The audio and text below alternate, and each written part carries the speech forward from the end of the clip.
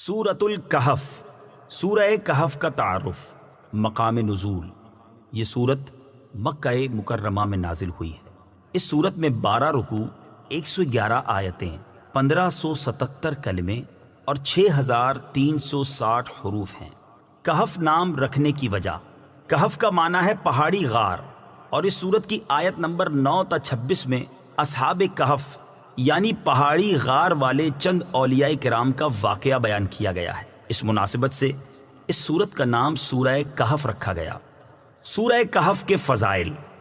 Number 1، سورہ کہف پڑھنے سے گھر میں سکون اور برکت نازل ہوتی ہے۔ چنانچہ حضرت برا بن عازب رضی اللہ تعالیٰ عنہ فرماتے ہیں، ایک مرتبہ ایک صحابی رضی اللہ تعالیٰ عنہ نے سورہ کہف پڑھی۔ گھر میں ایک جانور بھی تھا، وہ بدکنا شروع ہو گیا تو انہوں نے سلامتی کی دعا کی اور غور سے دیکھا کہ کیا بات ہے، تو انہیں ایک بادل نظر آیا جس نے انہیں ڈھانپ رکھا تھا۔ ان صحابی رضی اللہ تعالی عنہ نے اس واقعے کا ذکر جب تاجدار رسالت صلی اللہ تعالی علیہ وآلہ وسلم سے کیا تو آپ صلی اللہ تعالی علیہ وآلہ وسلم نے فرمایا، اے فلاں، قرآن پاک کی تلاوت کرتے رہا کرو۔ وہ بادل سکینہ تھا جو قرآن مجید کی وجہ سے نازل ہوا۔ نمبر 2، حضرت ابو درداء رضی اللہ تعالی عنہ سے روایت ہے، رسول کریم صلی اللہ تعالی علیہ وآلہ وسلم نے ارشاد فرمایا، جو سورہ کہف کی ابتدائی 10 آیات یاد کرے گا وہ دجال کے فتنے سے محفوظ رہے گا۔ نمبر 3، حضرت ابو سعید خدری رضی اللہ تعالی عنہ سے روایت ہے، نبی کریم صلی اللہ تعالی علیہ وآلہ وسلم نے ارشاد فرمایا، جو شخص جمعہ کے دن سورہ کہف کی تلاوت کرے گا تو آئندہ جمعے تک اس کے لیے خاص نور کی روشنی رہے گی۔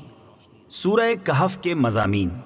اس سورت کا مرکزی مضمون یہ ہے کہ اس میں نبی کریم صلی اللہ تعالی علیہ وآلہ وسلم سے اصحاب کہف رضی اللہ تعالی عنہم اور حضرت ذوالقرنین رضی اللہ تعالی عنہ کے بارے میں کیے گئے کفار کے سوالات کا جواب دیا گیا ہے۔ چنانچہ آیت نمبر 9 سے لے کر 26 تک اصحاب کہف کا واقعہ بیان کیا گیا ہے، اور اس واقعے میں ان لوگوں کے لیے ایک بہترین مثال ہے جو اپنے دین اور عقیدے کی حفاظت کے لیے اپنا وطن، عزیز رشتہ دار، دوست احباب اور اپنا مال چھوڑ دیتے ہیں، کیونکہ اصحاب کہف چند نوجوان مسلمان تھے جو کہ بت پرست بادشاہ سے اپنے دین کی حفاظت کی خاطر سب کچھ چھوڑ کر ایک غار میں پناہ گزین ہو گئے تھے۔ اور آیت نمبر 83 سے لے کر 99 تک حضرت ذوالقرنین رضی اللہ تعالی عنہ کا واقعہ بیان کیا گیا، اور اس واقعے میں بادشاہوں اور حکمرانوں کے لیے بڑی عبرت و نصیحت ہے، کیونکہ حضرت ذوالقرنین رضی اللہ تعالی عنہ کی حکمرانی مشرق سے لے کر مغرب تک تھی۔ اس کے باوجود وہ اللہ تعالیٰ سے ڈرنے والے، اس کے احکام کی اطاعت کرنے والے، اپنی رعایا سے شفقت و مہربانی کے ساتھ پیش آنے والے اور ان کے ساتھ عدل و انصاف کرنے والے تھے۔ اس کے علاوہ اس صورت میں یہ مضامین بیان کیے گئے۔ نمبر 1، اس کی ابتدا میں قرآن مجید کے اوصاف بیان کیے گئے کہ یہ عدل والی اور مستقیم کتاب ہے، اور مسلمانوں کو جنت کی بشارت دینے اور کافروں کو جہنم کے عذاب کی وعید سنانے کے لیے نازل ہوئی ہے۔ نمبر 2، یہ بیان کیا گیا ہے کہ کفار کے ایمان نہ لانے کی وجہ سے نبی کریم صلی اللہ تعالی علیہ وآلہ وسلم کس قدر غمزدہ ہوا کرتے تھے۔ نمبر 3، اصحاب کہف کا واقعہ بیان کر کے حق ظاہر کرنے کے بعد کفار کی سرزنش کی گئی اور وہ عذاب بیان کیا گیا جو ان کے لیے تیار کیا گیا ہے۔ نمبر 4، ایمان لانے والے اور نیک اعمال کرنے والے مسلمانوں کی جزا جنت اور اس کی نعمتوں کو بیان کیا گیا ہے۔ نمبر 5، ایک امیر آدمی جو کہ متکبر اور کافر تھا اور ایک غریب آدمی جو کہ مومن تھا، ان کا واقعہ بیان کیا گیا تاکہ مسلمان اپنی تنگ دستی کی وجہ سے پریشان نہ ہوں اور کافر اپنی دولت کی وجہ سے دھوکے میں نہ پڑے۔ نمبر 6، دنیاوی زندگی کی ایک مثال بیان کی گئی۔ نمبر 7، فرشتوں کے حضرت آدم علیہ السلام کو سجدہ کرنے اور شیطان کے سجدہ نہ کرنے کا واقعہ بیان کیا گیا۔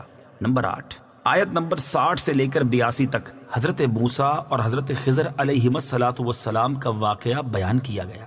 نمبر 9، آخرت میں کفار کے اعمال برباد اور ضائع ہونے کا اعلان کیا گیا۔